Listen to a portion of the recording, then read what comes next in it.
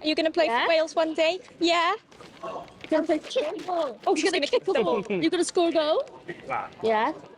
In just a few short weeks, Wales will make history when they step out onto the pitch at Euro 2025 in their first ever major women's tournament.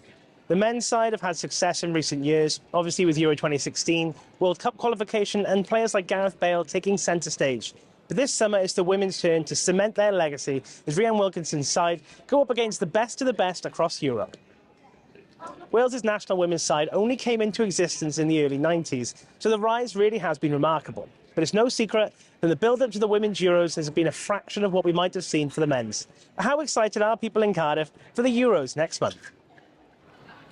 I think it should be a lot of people because in Wales they back up quite good sport. I think there will be people will be excited just because it's Wales. Whenever something happens, the Welsh people usually love to support. Very stereotypical type of thing, but I do think that more people are recognising women's football now, which I think is very, very good. It needs the recognition, and finally it's going to start hopefully getting it, you know. I think more needs to be spread about it, do you know what I mean? More right, yeah. You don't really hear much about women's football, do you really? Do you think that people will be going down the pub for these games? I think so, yeah. Yeah, to be honest now. You work in the Friends Club. I work in a club, see, so, They do. there's more people coming in for games like this and stuff like. The women's game has grown tremendously in Wales, from just a handful of fans to the record of over 16,000 at the first leg of the Euros playoffs against Ireland at the end of last year.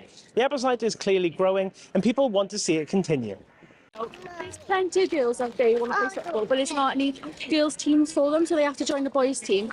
And when they're in the boys' team, they're quite isolated because obviously they're surrounded by boys. There's not really any girls there. So I think more girls' teams are needed and more teaching about more awareness basically for children. Yeah, you know what I mean. I think it's good on the Wales women's team because it shows that they are competent, they can play football well, or at a decent level as well.